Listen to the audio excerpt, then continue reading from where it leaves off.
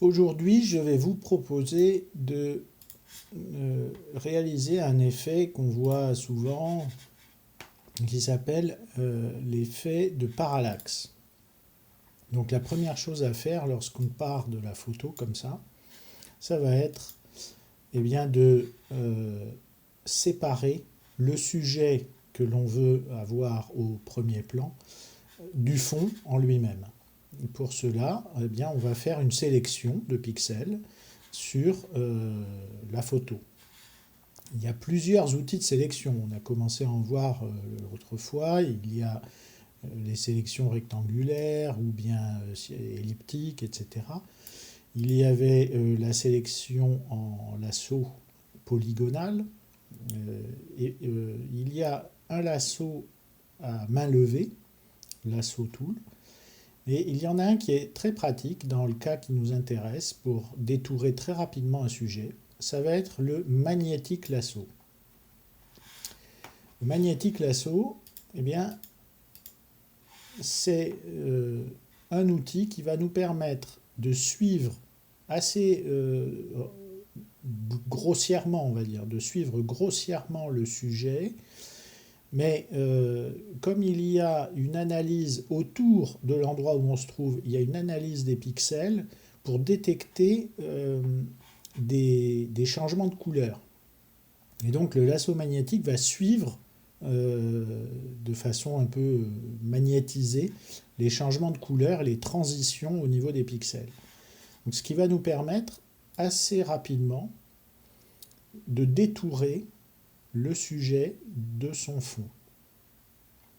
Alors, l'avantage, c'est que ça se fait rapidement. Maintenant, c'est pas non plus super précis, hein, parce que comme c'est un objet, enfin c'est un outil vraiment automatisé, bon, mais ça permet quand même de créer des points d'ancrage. Vous voyez, à chaque fois qu'il y a un petit carré, c'est un point d'ancrage de ce lasso. Ce qui fait que dans une image comme celle-ci, ça va nous aider quand même grandement pour aller très vite. Là, je le fais à la souris en plus. Pour aller très vite sélectionner ce qui nous intéresse et ce qui nous permettra d'extraire bien le premier plan du fond, en fait. Voilà. Ok. Hop, je contourne ici. Voilà, tac, tac. Donc là, je vais très vite. Je fais approximativement. Toc. Hop, hop.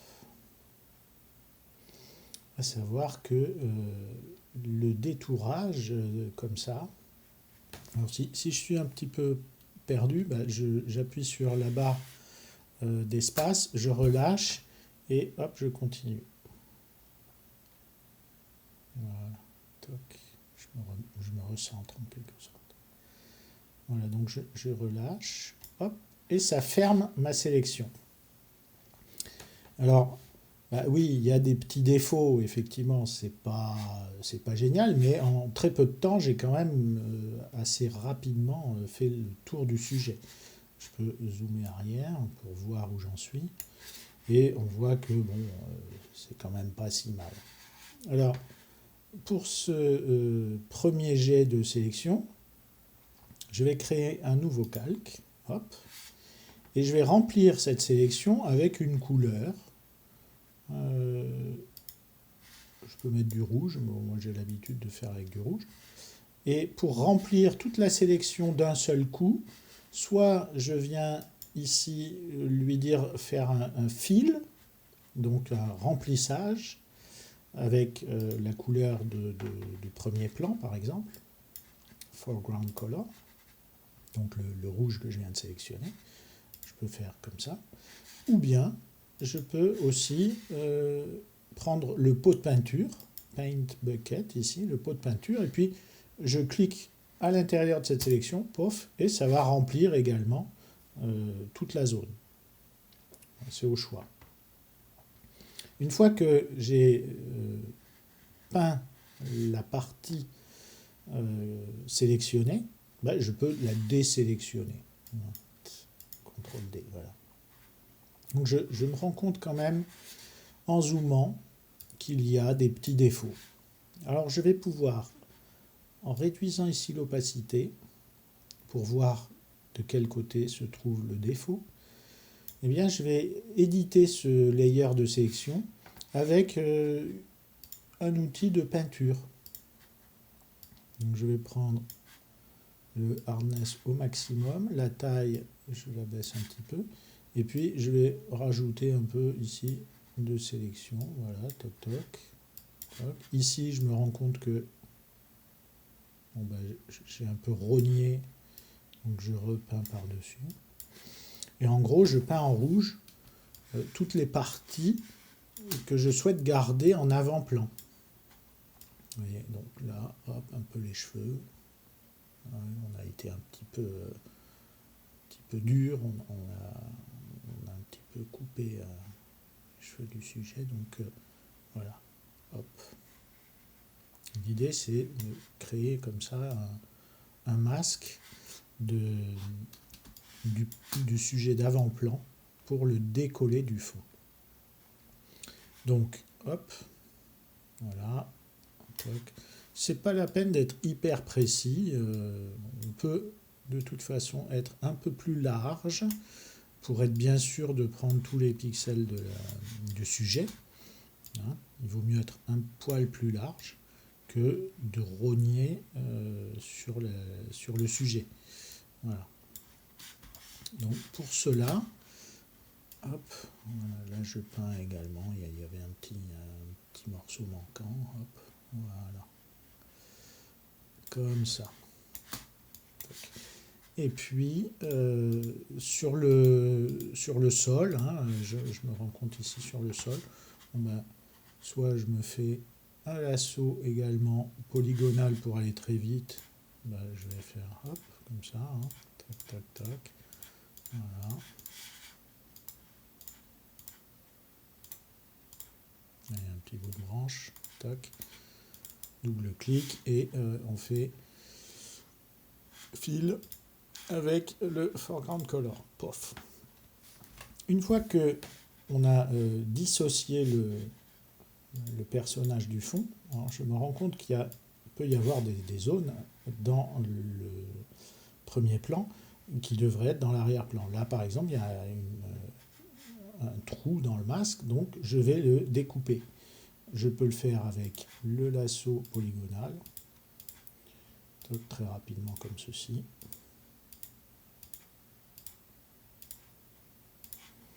Voilà. Double clic et CTRL X. Ça me le creuse. Voilà, donc là, je vais avoir ce masque, ce layer, peint en rouge, qui va me permettre de sélectionner des pixels du fond pour les décoller vers l'avant. Pour ce faire, je vais travailler un petit peu ce masque. Donc je fais un clic de droite, je fais Select Pixel et je vais le dilater légèrement, dilater ma sélection. Donc dans Modify, on fait Expand. On le dilate de, mettons, 3 pixels peut-être, voilà, pour être sûr de tout englober, tout ce qu'on souhaite. Et puis, la sélection, je vais la flouter légèrement aussi. Donc je fais un feather à 4 pixels. Ça me permet d'adoucir et de faire un petit dégradé au niveau de la sélection. Voilà. Maintenant, j'ai plus besoin de ces pixels-là. Je reviens sur mon fond. Là, je fais CTRL-C, CTRL-V, CTRL-C, CTRL-V. Et j'ai donc mon personnage qui est complètement détouré et le fond avec le personnage. Je vais dupliquer ce background. Hop, pour garder toujours l'antériorité dans mon travail. Donc je l'ai dupliqué et je vais refaire ma sélection. Donc je reprends la sélection que je venais de défaire, donc reselect. Et sur le calque qui sera mon calque de fond, je vais remplir cette zone de sélection pour effacer mon personnage, je vais remplir avec des pixels de la même couleur que ce qu'il y a tout autour. Pour cela, je viens dans Édition et Fil avec le Content Award. Toc. Donc là, il va analyser tout ce qu'il y a autour, tous les pixels qu'il y a autour, et il va le remplir de la même façon, directement sur le même layer. Hop. Vous voyez? Donc maintenant, j'ai plus qu'à désélectionner. Et puis, je vais pouvoir prendre une petite brosse douce pour enlever les défauts. Un outil de correction, c'est ce petit outil ici. Voilà. Vous voyez?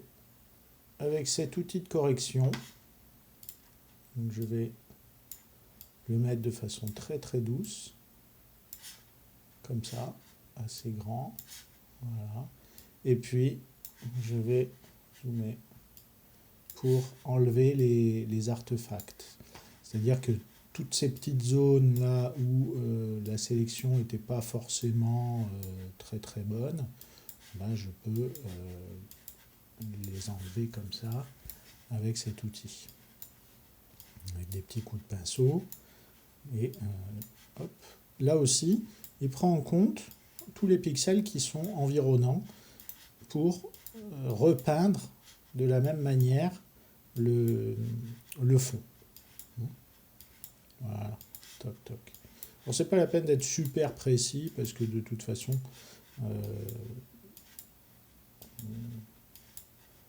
l'essentiel c'est qu'il y ait de la matière derrière qui soit de la même couleur, que ça se voit pas trop, qu'on voit pas de transition trop importante. Et puis c'est suffisant. Hein. Voilà. Hop. Hop. Hop. Une fois que j'ai bien tout effacé, eh bien, je vais pouvoir enregistrer de façon séparée le fond et le sujet qui est décollé. Donc là, j'ai mon fond simple. Donc je fais hop, flatten image. J'enregistre ça comme un fond. Save as. Je vais le mettre en hop, comme ceci. Je vais le mettre soit en JPEG, soit en PNG par exemple. PNG, ça va être comme, en gros, c'est comme un JPEG, sauf que je peux avoir une couche alpha dans le PNG. Donc là, je vais me l'appeler fond, nature. Et puis, je reviens dans mon historique pour retrouver tout ce que j'avais, puisque je l'ai écrasé en faisant, ici, quand j'ai fait flatten image, eh bien, j'avais écrasé tous les layers qui n'étaient pas présents. Là, maintenant, je vais sélectionner que celui-ci. Voilà, que ce layer-là, sur du vide. Voilà, je sélectionne que celui-là et j'enlève tous les autres. Hop. Celui-là, j'en ai plus besoin, c'était une étape de travail. Donc, je le garde sur du vide, sur du transparent, en fait. Et puis, ce layer qui est transparent, je l'enregistre aussi en PNG. C'est base. Voilà. On va l'appeler sujet nature. Sujet nature, voilà. Hop. Et je l'enregistre en PNG. Voilà. Une fois qu'il a terminé, je vais pouvoir retourner dans Media Composer. Je reviens donc dans Media Composer. Je vais récupérer sur ma timeline les images que je viens de détourer dans Photoshop. Je vais prendre pour ça un Boris Pannonzoom. Je le dépose ici, sur ma timeline. BCC Pannonzoom. Et puis, dans les paramètres, je rentre dans les paramètres de mon BCC. Je vais me mettre l'image de fond que, hop, transforme A, l'image de fond que je viens de travailler.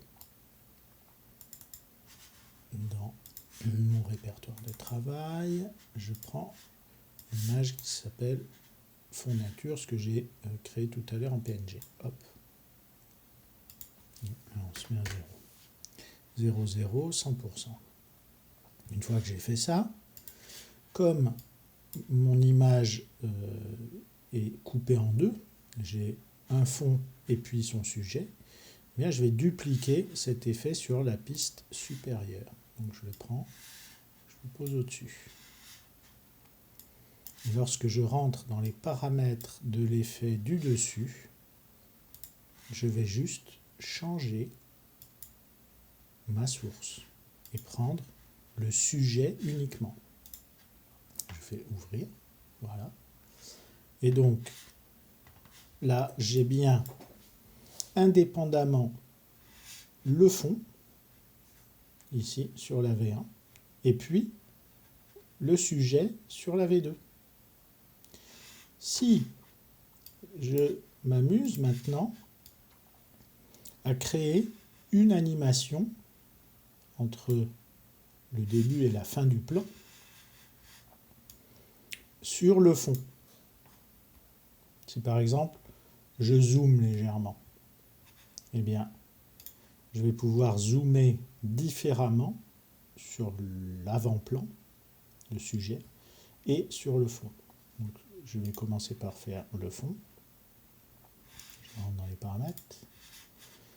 Je me mets ici, début. Hop. Je crée ici par exemple une keyframe. Je vais tout au bout.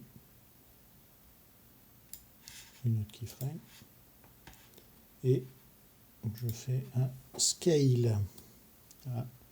Mettons 120. Toc. 115.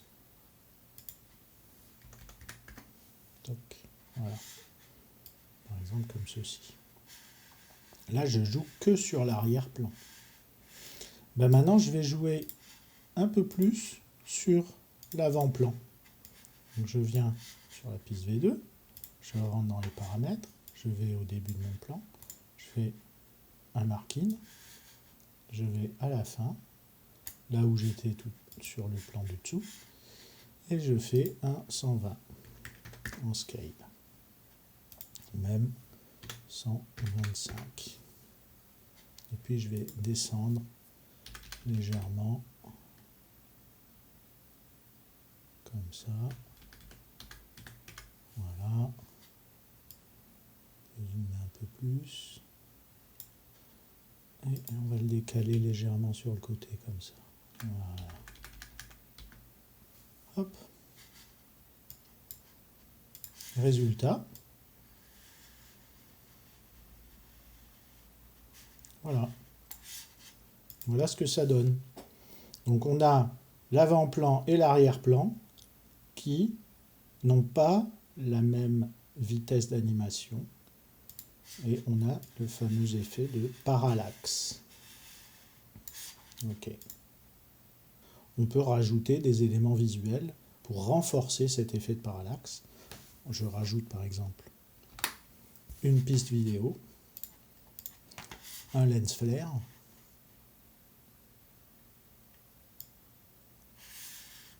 si par exemple je rajoute là un effet de flare, eh bien je me mets au tout début ici, je rentre dans les paramètres, je sors ça, on a une impression réelle de changer d'optique et de tourner autour en même temps qu'on déplace, comme si on avait une caméra en 3 dimensions. Voilà. Donc ça peut donner des animations dans les photos qui sont assez saisissantes. Cet effet de flair peut accentuer un petit peu l'effet volumétrique des déplacement de la caméra. Voilà.